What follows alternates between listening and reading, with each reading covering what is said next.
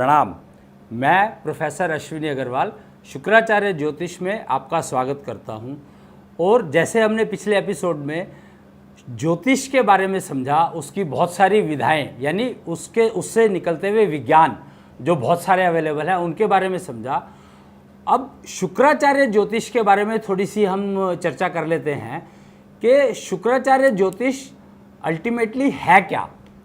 तो शुक्राचार्य ज्योतिष के बारे में जब बात करते हैं तो शुक्र से सृष्टि का निर्माण होता है, यानी शुक्र के बिना सृष्टि बन नहीं सकती।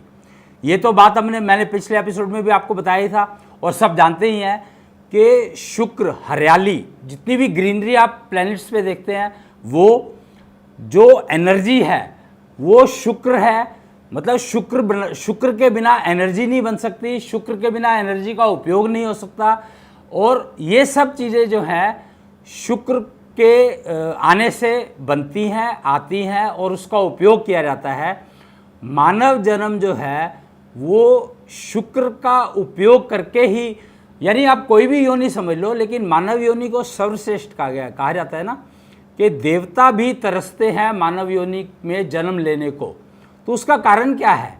उसका कारण बड़ा सिंपल है कि देवताओं की योनि में एक समस्या है कि देवता एक पर्टिकुलर विज्ञान का एक्सपर्ट होता है और उस लाइन से बाहर वो निकल नहीं पाता।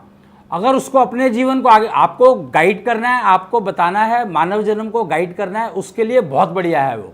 लेकिन उसको अगर अपने जीवन को आगे लेके जाना है तो फिर वो मानव जन्म लेना ही पड़ेगा, दोबारा मानव योनि में आना पड़ेगा, तभी वो आगे बढ़ सकता है। मानव योनि में 10 दिशाएं अवेलेबल हैं जहाँ पर आप जा सकते हैं, लेकिन जब आप देवता बन जाते हैं तो आपकी दिशा निर्धारित हो जाती है। तो बाकी दिशाएं आपको अज्ञान समझ में आती है। कहते हैं कि 33 करोड़ देवी देवता हैं। तो 33 करोड़ देवी देवता का मतलब क्या है?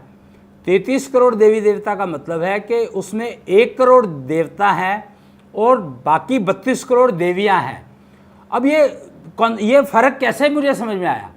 तो ये फ़र्क समझने के लिए ही जब मैंने शुक्राचार्य ज्योतिष के ऊपर रिसर्च किया और काम किया, इसके ऊपर समझा इसको, तो समझ में आया कि 1 करोड़ देवता मतलब 1 करोड़ विधाएं हैं। विज्ञान की 1 करोड़ टाइप के विज्ञान हो सकते हैं संभव, इससे ज़्यादा भी हो सकते होंगे, पर इतना ही ज्ञान अवेलेबल था। सनातन जिसको कहा जाता है या सनातन धर्म जिसको कहा गया या प्रक्रिया कही गई, तो उसमें 1 करोड़ की संख्या तक पहुंच पाए और 1 करोड़ देवता जो अपनी अपनी विधा में विज्ञान में एक्सपर्ट है वो देते हैं।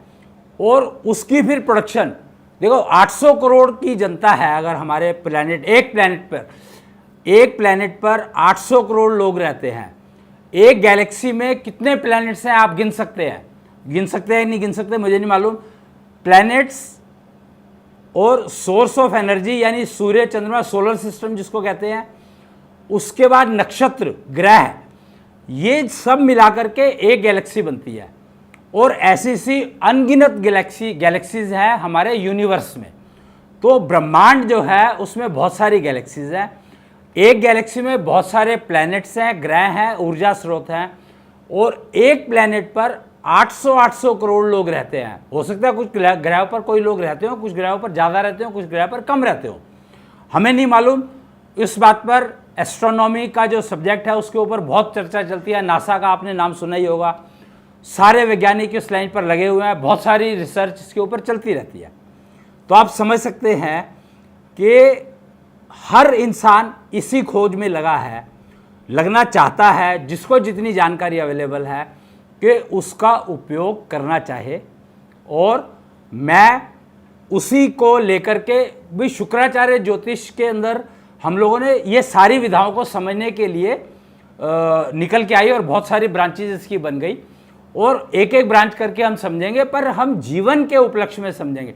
बहुत सारी चीज़ें समझने के लिए हम उस डिटेल में अभी नहीं जाएंगे। अभी हम मानव जन्म के उपयोग के ऊपर बात करेंगे। तो इसलिए मैं आपको ये जानकारी देना चाह रहा था कि शुक्राचार्य ज्योतिष पे बहुत सारे एपिसोड्स बनेंगे, क्योंकि ये एक समुद्र है, ज्ञान समुद्र पूरा का पूरा शुक्राचार्य ज्योतिष से ही समझा जा सकता है। और फिर मेरे को कौन सी ब्रांच अपने लिए यूजफुल सेलेक्ट करनी है, उतनी योग्यता मैं कैसे डेवलप करूं, वो विधा वहाँ से मिल जाएगी आपको। तो इसके लिए आप हमारा चैनल सब्सक्राइब करें, इसको लाइक करें और इसमें कमेंट करें